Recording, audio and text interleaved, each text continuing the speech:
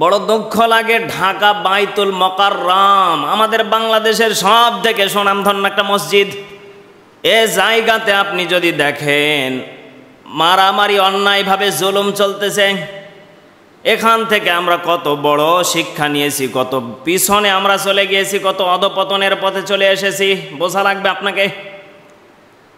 এই পৃথিবীর ময়দানে আপনি যত জায়গাতে যাবেন, সব জায়গাতেও যদি বেঈমানি করা যায়, কিন্তু আল্লাহর ঘরের সাথে না। একথা বলছে না কেন? আল্লাহর ঘরের সাথে যারা বেঈমানি করে, দালালি করে, আল্লাহ পাক জানিয়ে দিলেন এরা দুনিয়ার কোনো সাধারণত ইমানদার হতে পারে না, এরা টাটকা জাহেল। এই যে খতিব যিনি ছিলেন, ইতিমধ্যে সোশ্যাল মিডিয়াতে, ইউটিউব, ফেসবুকে আপনারা দেখেছেন, উনি টাটকা একটা আমলিকের দালাল ছিলেন। এতগুলি আমার যুবক ভাইয়েরা মারা গেল, একটা বারোর জন্য সে দুঃখ প্রকাশ করলো না, তার মনে একটু বিন্দু পরিমাণ কোনো কষ্ট লাগলো না। হাজার হাজার ভাইগুলি আজকে শহীদ হয়ে গেল, তার এক ফোঁটা চোখের পানিও কোনো দিন ফালাই নাই। আর অনেকে বাইতুল মোকাররম মসজিদের একজন খতিব, আপনাকে বোঝা লাগবে কত বড় ইমান দুর্বল হয়ে গেলে কাজ করতে পারে।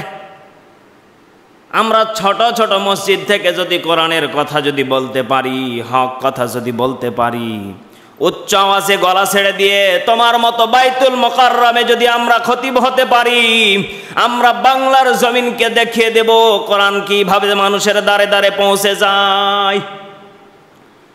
এই জন্য আমার কলিজার টুকরা ভাইয়েরা,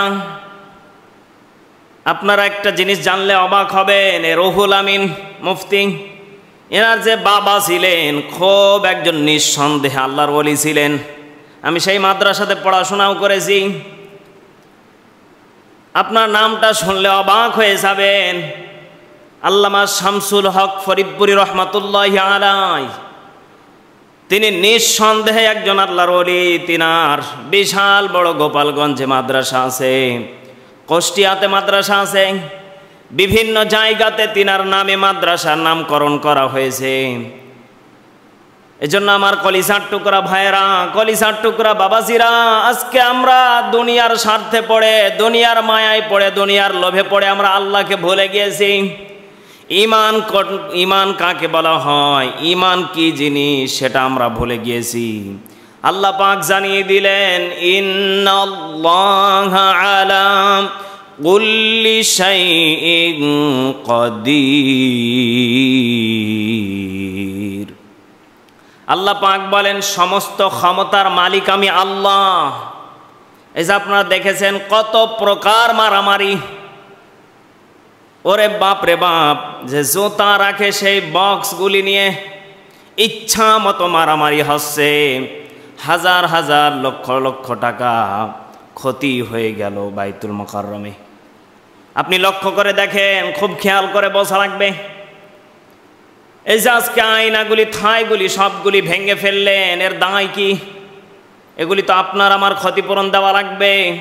আপনার আমার পকেট থেকে আল্লাহর ঘরকে আবার নতুন করে সাজ্জায় সজ্জিত করা লাগবে। কারণটা কি? এই যে কিছু জাহেলের জন্য। এই জন্য আল্লাহ পাক বলেন সব ক্ষমতার মালিক আমি আল্লাহ, একদিন তোমাদের ক্ষমতা ফুরিয়ে যাবে। এই জন্য এই মেম্বারে বসে থেকে যারা হকের কথা বলতে পারবে না, আল্লাহ পাক জানিয়ে দিলেন ওই সমস্ত আলেমদেরকে আমি কিয়ামতের মাঠে তাদের দিকে আমি ফিরেও তাকাবো না, তাদেরকে আমি আল্লাহ জাহান্নামে নিক্ষেপ করব। আর প্রথমেই তো আমি জানিয়ে দিয়েছি, এক শ্রেণীর আলেমদেরকে আমি জাহান্নামে দেব, তারাই হচ্ছে ওই শ্রেণীর আলেম।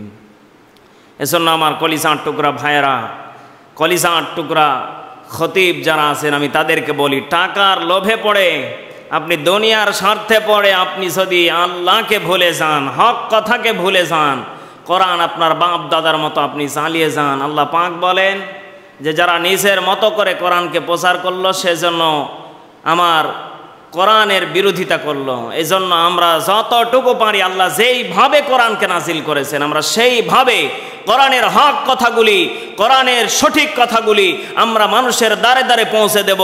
আমরা কোনো বাতিলের কাছে মাথা নত করব না ইনশাআল্লাহ।